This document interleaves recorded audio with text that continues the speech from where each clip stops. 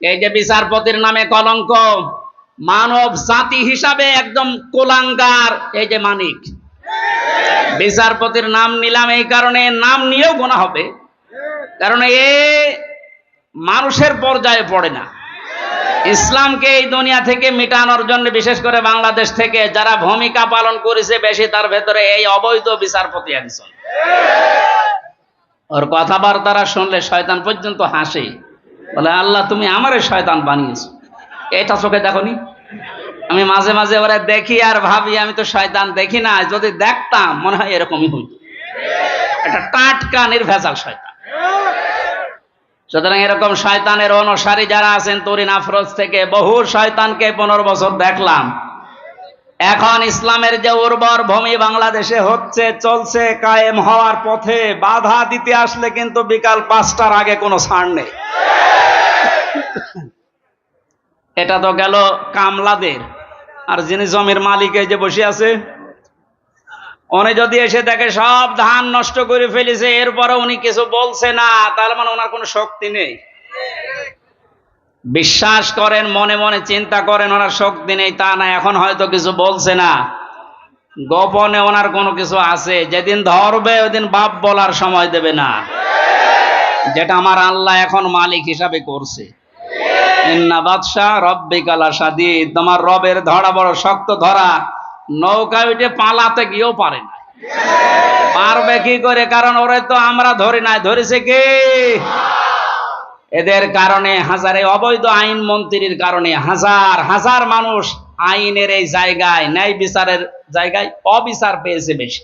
তার বাস্তব প্রমাণ আমি নিজে না, সিএমএম কোর্ট, জজ কোর্ট, হাইকোর্ট মিলিয়ে আমার মামলা কতবার তুলেছে। এই যে আমার মামা বসে আছে, মামার শ্বশুর, আমার চাচা ছিল ঢাকায়, বাবা তো ওগুলো বোঝে না ভালো, রাত দিন দৌড়া চাকরি করে বেটা, এরপরও রাত দিন এখানে ওখানে উকিল ধরে করবে কি? কারণ যারাই ধরবে, যত বড় উকিল ধরুক, আর এক উকিল তো বসে আছে ওখান থেকে, যতক্ষণ সিগন্যাল না পাবে আমার নাকি বের হওয়ার কোনো একটা বিচার হলো। আর প্রতিদিন টিভির সামনে এসে সন্তানদের নাকি লেকচার দিচ্ছে যে আমরা ন্যায় বিচার কায়েম করে ছেড়ে দিয়েছি। এই ন্যায় বিচার? আমার মতো মূল্য চুরির মামলায় যদি 33-32 বার হাইকোর্টে মামলা ওইটা জামিন না দেয়, কিসের ন্যায় বিচার? যেটা এখন সব পরিষ্কার হয়ে গেছে। 15 বছরে কোন ন্যায় বিচারে দেশে কায়েম হয়নি, পুরাটা হয়েছে অবিচার। আল্লাহ যেটা নিজে এখন ধরিস। এই জন্য সাবধান। আল্লাহ এমনি কিছু বলছে না, অনেকে মনে করছে এত কিছু করে কিছু হয় না। এখন কিছু টের পাচ্ছেন? আলেমদের মাথায় দড়ি দিয়ে ছাগলের মতো, গরুর মতো যখন টেনে নিয়ে যেত ওই কোর্টে, বারান্দায় দাঁড়িয়ে অনেক শয়তান দেখলাম হাসতেছে আর টিপ্পনি কাটতেছে। যে দেশে আর হুজুর নেই, আমির হামজা, এই মাওলানা মামুনুল হক, এরে ধরলো, আর হুজুর নেই দেশে, তাদের কত সুন্দর সুন্দর কথা, ফেরেশতার মতো কথা বলে, আর এরা উঠলে শুধু রাজনীতি করে, ধরেছে, ঠিকই হয়েছে। এখন আপনি টের পাচ্ছেন কি হচ্ছে? 10 দিন আগে যে লোকটা আইন পুরা চালাতো, সেই লোকটার পক্ষে একটা উকিল পর্যন্ত এখন দাঁড়াতে রাজি না। এইটাই আল্লাহর ধরা। এটা কার ধরা? এই জন্য জমিনের মালিক যিনি, উনি যদি ধরে, বাপ বলার কিন্তু সময় পাবেন না। আমরা এখন এই আয়াতটা আল্লাহকে বলছি, আল্লাহ তুমি আমাদেরকে দেখাও যে দলে দলে মানুষ ইসলামে প্রবেশ করছে, এটা যেন আমরা দেখতে পাই, চর্ম চোখে দেখতেছি, এটা যেন আরো বৃদ্ধি বাড়ে। জোরে বলেন আমিন। কারণ জমিনে বহু মানুষ এই 52-53 বছর চালিয়েছে, আমরা দেখলাম না? বাবা চালিয়েছিল, স্বামী চালিয়েছিল, চাচা চালিয়েছিল, বউ চালিয়েছে, ভাবি চালিয়েছে। কথা বলছে না কেন? এ তো কোরআন দিয়ে চললে দেশটা কেমন দেখা যায়, এটা এখনো আমরা দেখি নাই। এখন আমরা সবাই একমত, দলমত আর নেই। কোরআন দিয়ে এই দেশ চললে কেমন দেখা যায়, ওইটা আমরা এই চোখে দেখতে চাই। কারা কারা দেখতে রাজি আছেন দেখি? লিল্লাহি তাকবীর।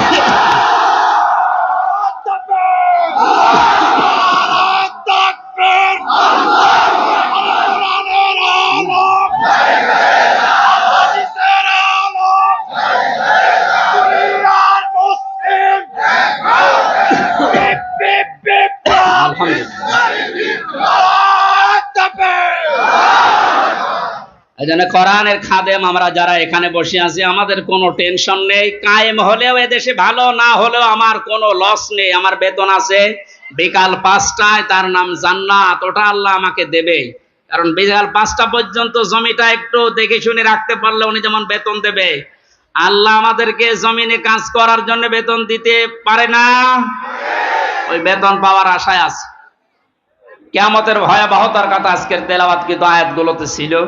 যেহেতু আমরা বলেছিলাম 1 ঘন্টা, এই জন্য খুব তাড়াতাড়ি করছি, সামারাইজ করছি। আল্লাহ রাব্বুল আলামিন সূরা হাক্কাত 52টা আয়াত দিয়েছেন। কিয়ামতের যে ভয়াবহ দৃশ্য এগুলো আল্লাহ তুলে ধরেছেন প্রথম থেকে। পুরাটা তাফসীর করতে গেলে অনেক সময় লাগবে। সামনে আরো 2টা মাহফিলে এলাকায় আছে, আমরা ওখানে ধারাবাহিকভাবে বলবো ইনশাআল্লাহ। আজকে খুব কম সময় নিচ্ছি। হাক্কাতের 19 থেকে শুরু করে যতটুকু পারা যায়। আল্লাহ রাব্বুল আলামিন বলেন, ফাআম্মা মান উতিয়া কিতাবাহু বিয়ামিনিহি ফায়াকুলু হাউমুকরাউ কিতাবিয়া। কিছু তথ্য আছে, নতুন আলেমরা যারা, জ্ঞানী মানুষ যারা, ভালো করে শুনবেন। আল্লাহ পাক বলেন, কিয়ামতের কঠিন ময়দানে যেদিন বিচার শুরু হবে, ফাকাইফা তাত্তাকুনা ইন কাফারতুম ইয়াওমা ইয়াজআলুল ওয়িলদানা শিবা। এত কঠিন ভয়ঙ্কর সালসালা অবস্থা তৈরি করব, যুবক মানুষ বুড়ো হয়ে যাবে। ও বাংলার মুসলমানেরা, 8টা বছর যে লোকটা আয়না ঘরে ছিল আজকে দেখতে পেলাম। এই যে ব্যারিস্টার আরমান, যুবক বয়সের যে ছবি, 8 বছরে তার অবস্থান কোথায় গিয়ে দাঁড়িয়েছে আপনি তাকান। তা তো 8টা বছর জুলুমের স্টিম রোলার চলার কারণে তার অবস্থা এখন এই। অথচ আল্লাহ জানিয়েছেন কিয়ামতে এমন ভয়াবহ অবস্থা তৈরি করব, দৃশ্য দেখেই মানুষ সঙ্গে সঙ্গে, যুবক মানুষ বুড়ো হয়ে যাবে। ওনার বুড়ো হতে সময় লেগেছে 8 বছর, কিয়ামতে আমার বুড়ো হতে সময় লাগবে কয়দিন? মুহূর্তের ভেতরে চোখের পলক পড়তে বুড়ো হয়ে যাবে মানুষ, যুবক মানুষ। কি অবস্থা হবে এবার ভাবেন। ইয়াউমা ইয়াফিরুল মারউ মিন আখি, প্রথমেই পালাবে মানুষ দেখলেই তার আপন ভাই থেকে। ওয়া উম্মিহি ওয়া আবি, তার মায়ের কাছ থেকে, বাবার কাছ থেকে। ওয়া ফাসিলাতিহি আল্লাতী তুবি, আল্লাহ পাক বলেন তার জ্ঞাতি গোষ্ঠী, তাকে যারা আশ্রয় দিত, এই মানুষগুলো পালাতে থাকবে। ও দুনিয়ার মানুষেরা, পৃথিবীতে আমরা বিপদে পড়লে, হামলা মামলার শিকার হলে আগে ভাই আগিয়ে আসে, বাবা আসে, বংশের লোক আসে, জ্ঞাতি গোষ্ঠী যে দল করি ওই দলের লোক আসে। আল্লাহ পয়েন্ট আকারে ওগুলো আগে দিয়েছেন যে এইগুলো আগে পালাবে। একটা বারের জন্য আপনার বিবেকে নাড়া দেয় না যে এইগুলো যদি পালায়? যারা ধোঁকা দিয়ে অনেককে 15 বছর বোকা বানিয়ে রেখেছিল, পীরের নামে হাজার হাজার লক্ষ লক্ষ ভণ্ড বেরিয়ে, যে কোনো চিন্তা নেই আমরা আছি, ওরা আগে পালাবে। আমরা বিবেককে একটু রায় দেয় না যে মা যদি পালায়, বাবা যদি বলে না আমি বিয়ে করিনি, সন্তান পাবো কোথায়? আমার তো এই আয়াত পড়ার পর বিশ্বাস হয়, লক্ষ কোটি পীরেরা বলবে আল্লাহ দুনিয়া আমি পীরই ছিলাম, মুরিদ পাবো কোথায়?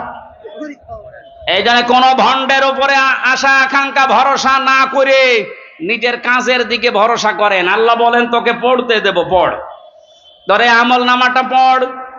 ফায়াকুলু হাউমুকরাউ কিতাবিয়া ইন্নী যানানতু আন্নী মুলাকিন হিসাবিয়া। কিতাবটা হাতে নিয়ে পড়তে আরম্ভ করবে আর বলবে অবশ্যই আমি এটা বিশ্বাস করে চলতাম যে আমাকে একদিন আল্লাহর দরবারে এভাবে হিসাব দেওয়া লাগবে। শুধু এই আয়াতটাই মানুষের জীবন পরিবর্তন করে দিতে পারে। কষ্ট হচ্ছে আপনাদের? আয়াতটার তাফসিরে আমি তাবারিতে পড়েছি, খলিফাতুল মুসলিমিন হযরত ওমর রাদিয়াল্লাহু তাআলা আনহু তার সন্তানটাকে একবার ভর্তি করলেন মাদ্রাসায়। হোসাইন রাদিয়াল্লাহু তাআলা আনহু ওই সময় প্রধান বিচারপতি হযরতে আলীর সন্তান, তিনিও মাদ্রাসায় পড়তে বলে কলম ফেলে দিচ্ছিলেন, বলে তুলে দাও তুলে দাও তুলে দাও। 3 বার তুলে দেওয়ার পরে প্রধান মন্ত্রীর ছেলে এজন্য একটু রাগ হয়ে গেছে, ডাক দিয়ে বলে কলম ফেলে দিতে বলো, বারবার আমারে তুলতে বলো, আমি খাদেম তোমার চাকর। হযরত হোসাইন বলে ফেলেছেন, তুমি শুধু চাকর না, তুমি চাকরের বাচ্চা, খাদেমের বাচ্চা। খাদেম বাড়িতে যে আব্বাকে বলছে, আব্বা আমি আর পড়বো না। কেন? আমাকে গালি দিয়েছে, ছোট করেছে আমার বন্ধুদের মাঝে, তুমি বিচার করো হোসাইনের। আজকে না, জমার দিন বিচার হবে। খুতবা দিচ্ছিলেন হযরত ওমর, ডাক দিয়ে বললেন, হোসাইন এখানে আসো। বলে হ্যাঁ, সামনে আসো। তুমি আমার সন্তানকে গালি দিয়েছ, খাদেমের বাচ্চা, খাদেম বলে অপমান করেছো। হযরতে হোসাইন বললেন, হ্যাঁ আমি বলেছি। তিনি বলেন, কেন বললেন? হযরতে হোসাইন ওখান থেকে দাঁড়িয়ে বলে, খলিফা বুকে হাত দিয়ে বলেন তো, আপনি কি আমার নানার খাদেম ছিলেন না? হযরত ওমরের কথা বন্ধ হয়ে গেছে, চোখের পানি ফেলে বলে, আমি তো খাদেম ছিলাম, এভাবে তো ভাবি নাই। আমি যে খাদেম ছিলাম এটা তো আমি তো জানি। তুমি কি লিখে দিতে পারবে যে আমি নবীর খাদেম ছিলাম তোমার নানার? হ্যাঁ, কাগজ নিয়ে আসেন। খেজুর পাতা নিয়ে এসেছে, লিখে দিলেন, এই ওমর আমার নানার খাদেম ছিল, আমি দেখেছি। এতে হোসাইন ইবনে আলী, সই করে দিলাম। কাগজটা হাতে নিয়ে হযরত ওমর বলে, নবীর সাহাবীরা, বিচার হয়ে গেছে। ছোট মানুষ আব্দুল্লাহ, ও তো বোঝে না, বলে কি বিচার করলে বাবা? তুমি তো এখনো মারধর শুরু করনি। হযরত ওমর বলে, সন্তান, যে বিচার করিস এটা দুনিয়া না, মরণের পরও কাজে লাগবে। আমি ইন্নী জানান্তু আন্নী মুলাকিন হিসাবিয়া, আমি বিশ্বাস করে দুনিয়ায় চলি যে আমাকে হিসাবের মুখোমুখি হওয়া লাগবে। আমি ওমর 26 বছর বয়সে মুসলমান হয়েছি, বাকি এই কয় বছর ইবাদত বন্দেগী চাই করলাম, হিসাব দিতে পারবো কিনা জানি না। মারা যাওয়ার পরে কাগজটা আমার কাফনের ভেতরে দিয়ে দিও। আল্লাহ যখন আমাকে তার সামনে তুলে ডাক দিয়ে বলবে, হিসাব দাও, জীবনে কিছুই যদি কবুল না হয়, এই কাগজটা আল্লাহকে দেখিয়ে বলবো, রব্বুল আলামিন, তুমি আমার জীবনের কিছু যদি পছন্দ না করো, তোমার ভালো না লাগে, এই কাগজটার দিকে তাকাও, তোমার নবীর নাতি লিখে দিয়েছে আমি নবীর খাদেম ছিলাম, এ ওসিলাই হলেও তুমি আমারে মাফ করে দাও। জবাব দেওয়া, হিসাব দেওয়া কিয়ামতের ময়দান, এটা তাদের কোন পর্যায়ে ছিল? তারা কি বিশ্বাস করতো হিসাবিয়া? আর আমরা কোথায় আছি? আল্লাহ পাক বলেন, হিসাব বড় কঠিন জিনিস। এজন্য আমার নবী পর্যন্ত প্রতিদিন 100 বার করে দোয়া করতো, আল্লাহুম্মা ইন্না আলাইয়া হিসাবা ইয়াসিরা, হে আল্লাহ তুমি আর চাই করো, আমার হিসাবটা সহজ করে দিও। নবীজি মাঝে মাঝে বলতেন, সাহাবীরা, আল্লাহর দয়া ছাড়া হিসাব দিয়ে কেউ জান্নাতে যেতে পারবে না। সাহাবীরা বলেন, হুজুর আপনি? বিশ্বনবী বলেন, আমারও সম্ভব না আল্লাহর দয়া ছাড়া হিসাব দিয়ে জান্নাতে যাওয়া। বাংলার মুসলমানেরা যারা আগে পেছনের সব অপরাধ আল্লাহ মাফ করে দিয়েছে, এই মানুষটা যদি 100 বার হিসাবের বিষয়ে চিন্তা করে 24 ঘন্টায়, আমাদের কতবার হিসাব আসা দরকার। যে হিসাবটা যত বেশি আসবে, এই দেশ থেকে দুর্নীতি তত বেশি পালাবে। আজ এক একটা মন্ত্রী, এক একটা নেতার ঘরে যত টাকা, যত স্বর্ণ পাওয়া যাচ্ছে, এর একটাই কারণ, এরা কোনোদিন বিশ্বাস করে না যে আর একটা জায়গা আছে যেখানে হিসাব দেওয়া লাগবে। এখন যারা দায়িত্বে আছেন, পরবর্তীতে যারা আসবেন, তারা 100 ভাগ বিশ্বাস করে ওই জায়গাগুলোতে যাবেন যে আমি আর চাই করি, আমাকে কিন্তু হিসাবের মুখোমুখি হওয়া লাগবে। বাংলার দুদক না, বাংলার বিচারপতি না, আমার যিনি আলাইসাল্লাহু বিআহকামিল হাকিমিন, সব চাইতে বড় বিচারপতি যিনি, ওনার সামনে আমার হিসাব দেওয়া লাগবে। কথা বলেন ঠিক কিনা? আমি হামজা সহ যত মানুষ এখানে বসে আছি, প্রত্যেককেই যেন এই আয়াতটা নিজের সাথে মিলিয়ে আল্লাহ আমাদের হিসাব যেন সহজ করে দেন, বলেন আমিন। খাওয়াফি ঈশাতির রাদিয়া, এই লোকটাকে আল্লাহ সন্তোষজনক জীবন দান করবেন। এদিকে তাকান এবার। যে তথ্যটা বলার জন্য এতক্ষণ পর্যন্ত এদিকে ওদিকে আমি ছড়িয়েছিলাম, এইবার সে পর্যন্ত এসেছি, আলেমদেরকে বলছি, ফাহুয়া ফি ঈশাতির রাদিয়া, আল্লাহ পাক বলেন তাকে সন্তোষজনক জীবন দান করব। সন্তোষজনক জীবন কি? ফি জান্নাতিন আলিয়া, সুউচ্চ মাকাম জান্নাত যেটা, ওখানে আল্লাহ তাকে পৌঁছিয়ে দেবেন। কুতুফুহা দানিয়া, যার ফলগুলো হাতের নাগালে এসে নাড়াচাড়া করবে।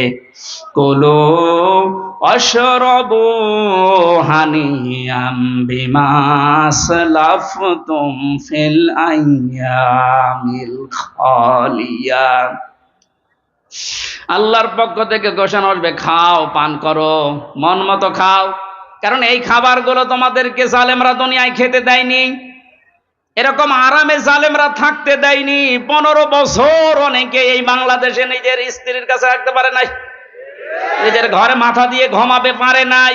এই কথা বলে না কেন? আম বাগানে, বাঁশ বাগানে, এমনকি ধানের ক্ষেতের ভেতরে মশারি টাঙিয়ে 15 বছর কাটিয়েছে এমন মানুষ ওই দেশে আছে। আল্লাহ পাক যেন তাদেরকে হাত ধরে ধরে বলছে, কুলু ওয়াশরাবু হানিয়া বিমা আসলাফতুম ফিল আইয়ামিল খালিয়া। এতদিন যা খেতে পারোনি, এখন মন মতো খাও। আমার মনে হয় সেই সময় আমাদের সামনে এসে গেছে।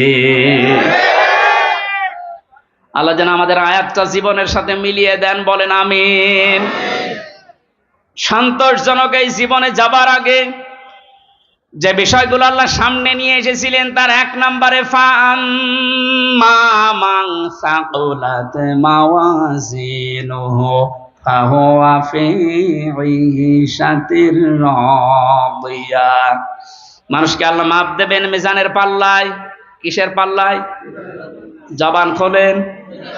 মিজান মানে না না, মিজান মানে মানদণ্ড। মিজানের পাল্লায় আল্লাহ মাপ দেবেন মানে মানদণ্ড সামনে নিয়ে আসবেন। হাইকোর্টের সামনে দেখেন একটা দাড়ি পাল্লা দেওয়া আছে, এ দাড়ি পাল্লায় ওজন দেয় কি? ওটা ন্যায় বিচারের মানদণ্ড। সরকারে দেশের মানুষকে বোঝাতে চায় সারা দেশে অবিচার হতে পারে, এই হাইকোর্টে আসলে দাড়ি পাল্লার মতো ন্যায় বিচার পাবা? দুইটাই সমান না, একটাকে একটু এদিক ওদিকে আছে, একেবারে সমান সমান দেখবেন। আজকে এই ভুলটা ভাঙা লাগবে। আমার যতটুকু ধারণা, আমি লেখাপড়া করে যা পেয়েছি, এই ভুলটা যদি বাংলার জমিনে আজ ভেঙে যায়, হাজার হাজার মানুষ সঙ্গে সঙ্গে উল্টিয়ে যাবে। দেখেন তো আপনি মেলাতে পারেন কিনা। আমি প্রথমে যে উদাহরণ দিকে 2টা জিনিসের নাম বলেছিলাম, প্রতিটি জিনিস পরিমাপ করার জন্য আলাদা আলাদা জিনিস পাওয়া যায়। আমি গত 7 দিন 8 দিন ছিলাম মালয়েশিয়া, সিঙ্গাপুর, ওইদিকে থাইল্যান্ডের। ওখানে যে আলোচনার বিষয়গুলো সাবজেক্ট আকারে দিয়েছিল, তার ভেতরে এই মাওয়াজিন ছিল। বলে মাওয়াজিনের অর্থ আপনি বের করেন তো, একটা একটা করে 99টা অর্থ আমি আবিধান থেকে বের করেছি। এক একটা শব্দের ব্যাখ্যা করার জন্য আমার আলাদা আলাদা সময় দিয়েছি, কারণ ওই দেশে অনেক বড় বড় শিক্ষিত মানুষ স্টেজে থাকে, মসজিদের ভেতরে অথবা অডিটোরিয়ামে হয়। এখান থেকে আমি যেটা নিতে পেরেছি, এই যে মাওয়াজিনুহু দিলেন, মিজানের পাল্লার এই মাপটা যদি আপনি পরিষ্কার করতে না পারেন, ক্লিয়ার হতে না পারেন, আপনার অপরাধ প্রবণ জীবন থামবে না। প্রতিটি জিনিস পরিমাপ করার জন্য একটা উদাহরণ দিয়েছিলাম, এটা পরিমাপ করার জন্য ফিতা লাগে। চাউল পরিমাপ করার জন্য বাটখারা লাগে। কি লাগে বলেন বলেন? তেল পরিমাপ করার জন্য লিটার লাগে, সিসি লাগে। কেউ যদি এখন তেল মাপ করার জন্য ফিতা দেয়, মাপতে পারবে? এইটা মাপ করার জন্য দাড়ি পাল্লা দেয়, মাপতে পারবে? তাহলে প্রতিটি জিনিস মাপ করার জন্য আলাদা আলাদা যন্ত্র পাওয়া যায়। কিয়ামতে আল্লাহ ফাহুয়া ফি ঈশাতির রাদিয়া, সন্তোষজনক জীবনে আপনার পৌঁছে দেবে। এখানে যাবার আগে একটা কাজ যে করবে, মাপ। কি মাপ? মানে পরিমাপ। এই যে মিজানের পাল্লা বলছেন আপনি, মানদণ্ডে আল্লাহ মাপ দেবেন। আবার বলছে ভালো করে শুনবেন, গীবত করবেন না কিন্তু বাইরে যেয়ে। প্রতিটি জিনিস যদি পরিমাপ করার জন্য আলাদা আলাদা যন্ত্র থাকে, কিয়ামতের দিন আল্লাহ মিজানের পাল্লায় মাপ দেবে কি? আমল। আমল কি মাপ দেবে? বলেন বলেন। আমল মানে কাজ, আমল মানে আরো জোরে বলেন। কাজ মাপার জন্য দাড়ি পাল্লা লাগে, ফিতা লাগে, লিটার লাগে, কি লাগে? হ্যাঁ, কে বলেছে না? কি ছাত্র ক্লাস করাচ্ছে আল্লাহ জানে। এটার জন্যই তো আসতে হয়। মাপ দেওয়ার জন্য এই পৃথিবীতে গুরুত্ব লাগে। কাজ যদি কেউ মাপতে চায় যে আমি কাজ মাপবো, কেজি দিয়ে মাপা যাবে যে কয় কেজি কাজ। আপনি কি ধরনের বিশ্বাস করেন কিয়ামতে আল্লাহ এইদিকে আমল তুলে দেবে আর এদিকে বদ আমল? আমল মানে কাজ, কাজ কি 5 কেজি হয়? কি বুঝেছেন এতদিন? আল্লাহ মাপ দেবে কি? আমল। আমল এটা ক্লাস চলছে, জবাব দেন তো ছাত্রের মতো। আমল মানে বাংলায়, আমল মানে বাংলায়, আবার বলেন আমল মানে বাংলায়, আরবিতে আমল, আরবিতে, ইংরেজিতে ওয়ার্ক। জিনিস সবই এক, জিনিস সবই কি মাথায় যেটা আছে এটার এই দেশের নাম চুল। আপনি পাকিস্তানে চুল কেটে দেন, কিয়ামতের আগে কাটবে না। তো জিনিস তো একই, নাম বিভিন্ন দেশে বিভিন্ন জিনিস, নাম এক না? জিনিস কি এক না দুই? আমল, ওয়ার্ক, কাজ সব এক। সাধারণ জ্ঞানে আমরা বুঝলাম যেটা মাফ করার জন্য দাড়ি পাল্লা, এই সিসি লিটার কেজি লাগে না, এটা মাপতে হলে গুরুত্ব লাগে। কাজ মাপতে হয় গুরুত্বের ভিত্তিতে। কিসের? এখন গুরুত্বের ভিত্তিতে আমল যদি, কাজ যদি, ওয়ার্ক যদি মাপতে হয়, এই পৃথিবীতে সবচাইতে গুরুত্বপূর্ণ কাজ আল্লাহর দৃষ্টিতে ফরজ। বলেন না কেন? এরপরে ওয়াজিব, এরপরে সুন্নাত, এরপরে নফল, এরপরে মুস্তাহাব, এরপরে মুবাহ। সিরিয়াল আকারে ধরেন। আপনি সারা জীবন মুবাহ, সুন্নাত, মুস্তাহাব হাজার হাজার করেছেন, নফল, কিন্তু ফরজ ওয়াজিব করেননি। আপনার গুরুত্ব থাকবে কাজের? বলেন। এই স্টেজের গুরুত্ব কি? এই যে সামিয়ানা আর এই খুঁটি, এই দুইটা আসল জিনিস। এর ভেতরে আরো অনেক অন্য জিনিসও আছে, না দিলেও অসুবিধা নেই। এই যে লাইট যদি না দেন, স্টেজ থাকবে না? এই টেবিলটা না দিলে থাকবে না? এটা না দিলে বিউটিফাই হবে না। কিন্তু স্টেজ তো মানুষ বলবে যে সামিয়ানা আছে, খুঁটি আছে। আপনার জীবনে ফরজ কাজ 500। কয়টা? আপনি কোরআন পড়েন, 500 শরীয়তের বিধান পাবেন। 499টা আপনি করেছেন, একটা করেননি, আপনার পুরা জীবনের সব আল্লাহ বাতিল করে দেবে। এটা বাতিল যে করিয়ে দেবে কোথায় পেলেন? বলেন। আমি বেশি সময় নিয়ে ফেলছি, আর 5-7 মিনিট থাকবেন না? এই যে নামাজ, আমরা যারা এশার নামাজ পড়লাম, এশার নামাজের ভেতরে ফরজ ছিল 13টা, 12টা আদায় করেছে কেউ, একটা আদায় করে নাই। ওর নামাজে সওয়াব হবে 5টা। কি? 0, 0, কিচ্ছু হবে না। এটা যেমন সহজে বুঝেছেন, কোরআনে কারিমে আল্লাহ 500 আয়াত শরীয়তের বিধান ফরজ এটা দিয়েছেন। 499টা মেনেছেন, একটা মানেননি। আপনার জীবনে সওয়াব হবে 0, 0, কাজের কোনো গুরুত্ব নেই। কিয়ামতে আল্লাহ যখন মাপবে একেবারে 0 হয়ে যাবে। এই পাল্লাটা ভারী হয়ে যাবে। আমি আশা করি বোঝাতে পেরেছি। এই জন্য জীবনে ফরজ যেন না বাদ যায়। কথা বুঝেছেন? নামাজ পড়া যেমন ফরজ, রোজা রাখা ফরজ, হজ করা ফরজ, সম্পদ থাকলে যাকাত দেওয়া ফরজ, দিন কায়েম করার চেষ্টা করা কি? এইটাকে কেউ যদি রাজনীতি, দুনিয়ার কাজ মনে করে এড়িয়ে যায়, কিয়ামতে ওকে যখন আল্লাহ মাপ দেবে, কাজের গুরুত্বের ভিত্তিতে কিচ্ছু পাওয়া যাচ্ছে না। 12টা ফরজ আদায় করে একটা আদায় না করলে যেমন 0 হয়, কোনো সওয়াব হয় না। আশা করছি কথার অর্থ আপনি বুঝেছেন। এখন না বোঝার ভান করে আছে। আমার মনে হয় আপনাকে ঝড়ে কোদাল দিলেও আর আপনি বুঝবেন না। যা বোঝার আপনি বুঝেছেন, এখন আপনি আমল করেন। এই পর্যন্ত আমরা যা পড়েছিলাম 25 নম্বর আয়াত সূরা হাক্কাতের। 26 থেকে আলোচনা হবে সামান্তা মাদ্রাসায়। কয় তারিখে যেন এটা? যাদবপুর বাজারে কলেজ ময়দানে। ওখানে 26 আয়াত থেকে শুরু করবো। এই প্রচন্ড গরমে আর মানুষের চাপ আমি শেষ করে দিলাম। বারাকাল্লাহু লানা ওয়া লাকুম ফিল কোরআনিল আযীম। আল্লাহুম্মা আমিন। আমার ওই যে লিখিত বই আছে, গাড়িতে যাওয়ার সময় নিজে নিয়ে যাবেন, বাড়িতে লোকজনকে পড়তে বলবেন। রব্বানা যালামনা আনফুসানা ওয়া ইল্লাম তাগফির লানা ওয়া তারহামনা লানাকুনান্না মিনাল খাসিরিন। রব্বুল আলামিন কোরআনের পাখি, বিশ্বনন্দিত মুফাসসির আল্লামা শহীদ দেলাওয়ার হোসাইন সাইদি এবং যে যুবকেরা বাংলাদেশ স্বাধীন করার জন্য জীবন দিয়ে গেল, এই মানুষগুলোর জন্য আজকের তাফসীর মাহফিলে হাজার হাজার লক্ষ মানুষেরা জড়ো হয়েছে। করার থেকে আমল নামার বিষয়ে যে কথাগুলো বলেছি, তুমি আমল করার তৌফিক আমাদের দাও। কাজ যেন আমরা ইখলাসের সাথে ভালো কাজে আঞ্জাম দিতে পারি, সেই পরিবেশ তৈরি করে দাও। এতদিন পর্যন্ত জালেমের জুলুমের শিকার হয়ে যে মানুষগুলো মজলুম অবস্থায় ছিল, আল্লাহ তুমি তাদেরকে প্রতিদান দিও, তাদেরকে ইখলাসের কারণে, ধৈর্যের কারণে মেহেরবানি করে তুমি দান করো। মাহফিলের আয়োজন করতে গিয়ে তোমার যে যুবক বান্দারা শ্রম দিয়েছে, যারা টাকা পয়সা দিয়েছে, আল্লাহ এদের টাকাগুলো ওসমানের সাথে কবুল করো। রব্বুল আলামিন, যারা শহীদ হয়ে কবরে গেলেন, শাহাদাতের সর্বোচ্চ মাকাম দান করো। যারা অসুস্থ হয়ে আল্লাহ তাআলা গুলিবিদ্ধ হয়ে যে মানুষগুলো হাসপাতালের বেডে এখনো পর্যন্ত কাম কাতরাচ্ছে, এদেরকে তুমি শেফায়ে কামেলা আজেলা নসিব করে দাও। এখানে হাজারো মানুষ আমরা আছি, আমাদের মনের কামনা বাসনা একটাই, তোমার কোরআন দিয়ে দেশ চলছে, এটা চললে কেমন দেখা যায় এটা আমরা দেখতে চাই।